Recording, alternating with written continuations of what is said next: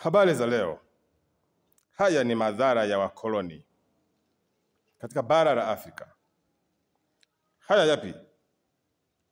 Wakoloni katika harakati zao za kuligawa na kulitumia kama walivyotaka bara letu la Afrika, walihakikisha wanatengeneza mazingira ya Mwafrika kumchukia Mwafrika mwenzake.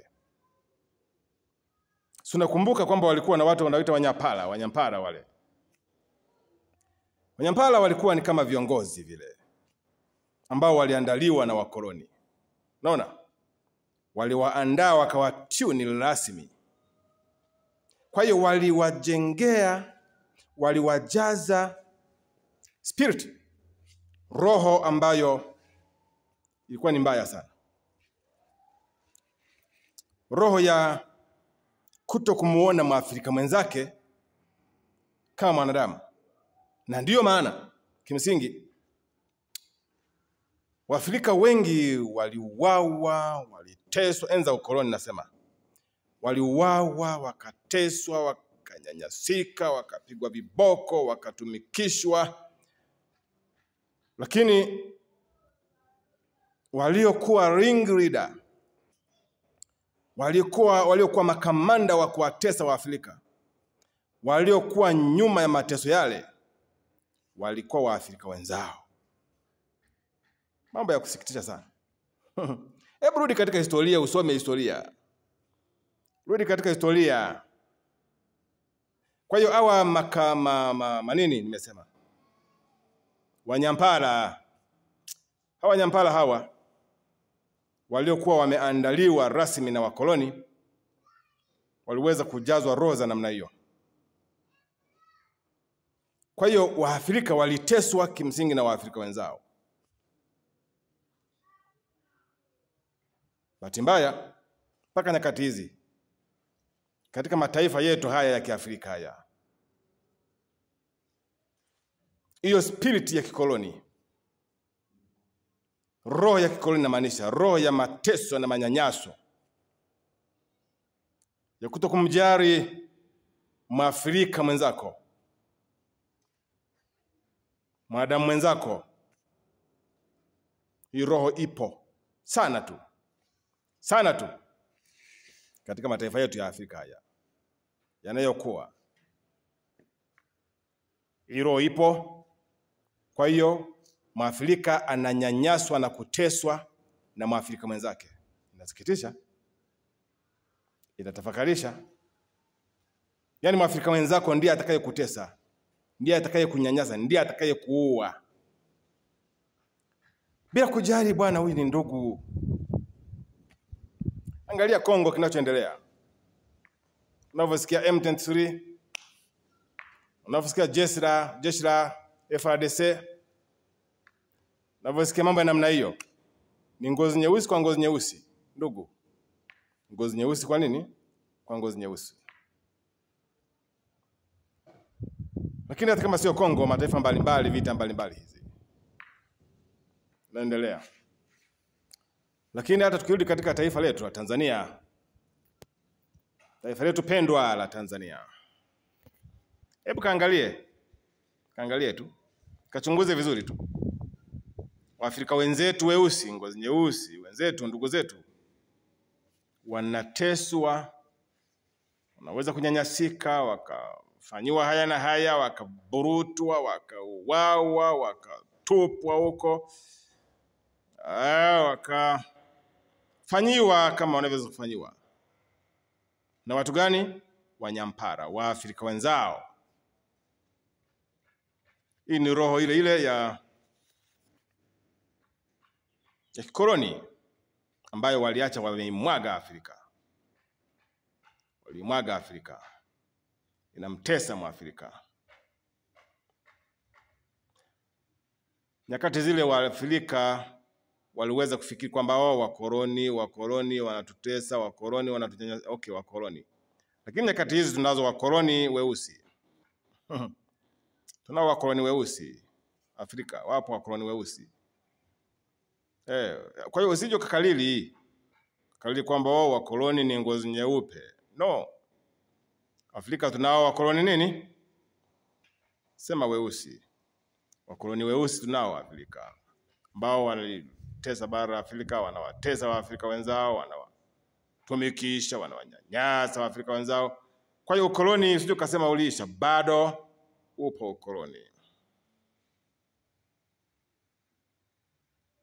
Na upo kwa sababu ni roho iliyomwagwa, iliyopandwa, pandikizwa katika bara Afrika na ikaota mizizi. Kwa hiyo tuna safari ndefu kidogo wa Afrika. Tuna safari ndefu kidogo ya ukombozi wa kifikra kwa sisi wa Afrika, ili kufikia hatua tukajua kwamba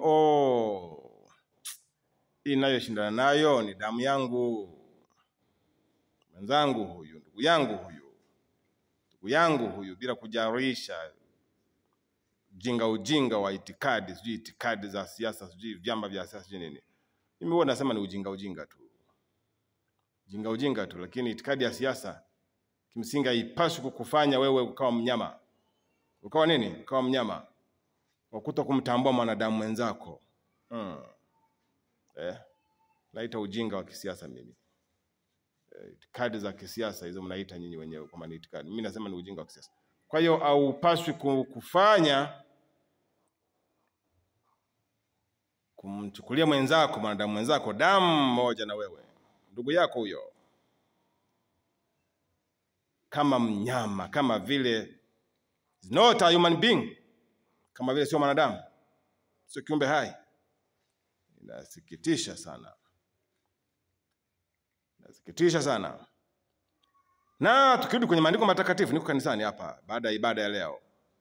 Haya ni baadhi ya mahubiri ambayo nilikuwa nawafundisha watu wa Mungu kanisani, ili watu wafikie hatua ujue upendo ni nini. Tumejifunza habari za upendo. Mtume Paulo anasema, ni japo kuwa na uwezo wa kunena na kusema kila lugha, tamka lugha za mbinguni, fanya ishara miujiza mbalimbali, kina akasema kama sina upendo mimi ni bure. Mimi ni nini? Ni bure. Tumepitia maandiko ya namna hiyo, na tukaenda mbali zaidi, tukazungumzia hata habari za wakoloni hawa kama nilivyokwisha kusema. Naona, lakini hata Bible au vitabu vya dini vinasema hivyo kwamba katika nyakati za mwisho, katika nyakati za nini? Za mwisho wa dunia. Unajua kwamba dunia ina mwisho. Kuna mwisho wa dunia. Kwamba upendo wengi utapoa. Utapoa kabisa, upendo wengi utapoa. Watu watakuwa wenye kujipenda wenyewe. Kujipenda nini? Wenyewe. Maana kujipenda wenyewe ni kwamba ni kujithamini mwenyewe. Nathamini itikadi zako za siasa, nathamini vyama vyako vya siasa, nathamini wenzako, wanasiasa wenzako, kuliko kuwathamini ndugu zako wengine ambao ni wa upande mwingine. Hizo zote ni end times signs and the signs of end times. Dalili za nyakati za nini? Za mwisho. Yaani upendo kwa ndugu hakuna. Upendo kwa ndugu hakuna. Tena ndugu kama ndugu, tena ndugu kama ndugu hao usiseme kabisa. Unaweza upendo kwa rafiki na rafiki ukawepo, lakini upendo kwa ndugu na ndugu, hapo sasa usiseme hapo. Lakini Mungu apewe sifa, kuna ndugu wengine ambao wanapendana kabisa, wanapendana, wanaelewa, wanatambua kwamba ndugu yangu hapa amekwama, ni kwamue ndugu yangu hapa. Jamani, wapo watu tunawajua, tunawatunza ndani ya mioyo ndugu zetu wa namna hiyo. Lakini wale wengi hiyo ilishaisha. Kila mtu wana msemo, mna misemo nyinyi watu wa dunia, kwamba kila mtu apambane na nini? Na hali yake. Ndio misemo ya kishetani hiyo. Kila mtu apambane na nini? Na hali yake. Hiyo ni misemo ya kishetani 100%. Ni misemo ambayo ilitokana na roho hizo za kishetani na za kikoroni, kutokumthamini mtu, kuthamini utu. Anyway, ninachosema ni nini hapa? Ninachojaribu kupita huko nikisema ni hicho, kwamba roho za kikoloni bado ziko katika bara la Afrika. Mungu atusaidie Afrika. Mungu atusaidie sana. Fikia hatua tujue kwamba huyu hata kama hatuna mahusiano ya damu, hata kama simfahamu anatoka wapi, huyu hata kama ni wa itikadi nyingine ambayo ni tofauti na chama changu cha siasa, sijui vitu gani, huyu hata kama ametoka huko, lakini tufikie hatua tujue kwamba huyu mtu ni ndugu yangu. Ndugu yangu. Kwa hiyo simtese, simnyanyase. Ndugu yako, ni ndugu yako. Ndugu yako, simtese na kumnyanyasa namna hiyo. Lakini by the way, dunia hii tunajua, dunia hii ni mzunguko. Leo unaweza kumtesa huyu, kesho kateswa wewe. Kwa dunia ni mzunguko. Leo kamtesa huyu, katamba kama ulivyotamba. Katesa kwa zamu, si ndio? Lakini kesho kateswa wewe, tena wewe kateswa zaidi ya huyu alivyoteswa. Haya maneno ya kichungaji haya yanatoka madhabahuni hapa. Nimekuambia nimemaliza ibada, sasa haya na kushirikisha na wewe haya maneno ya baadhi ambayo tumejifunza hapa. Naona? Kwa hiyo kimsingi ndio hivyo. Ndio hivyo. Nadhani unanielewa vizuri. Roho ya kikoloni katika bara la Afrika imeota mizizi sawa sawa. Roho ya kikoloni. Kwa hiyo basi niachie hapa. Nikutakie majukumu mema na siku njema ya leo.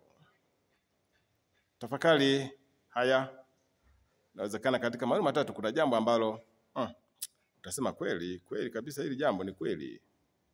Lakini mimi kama mtumishi wa Mungu tunaomba kwa ajili ya taifa la Tanzania. Tunaomba kwa ajili ya serikali ya Jamhuri ya Muungano wa Tanzania. Na namwombea na rais pia wa Jamhuri ya Muungano wa Tanzania. Namwombea kama mtumishi wa Mungu. Lazima nimwombee.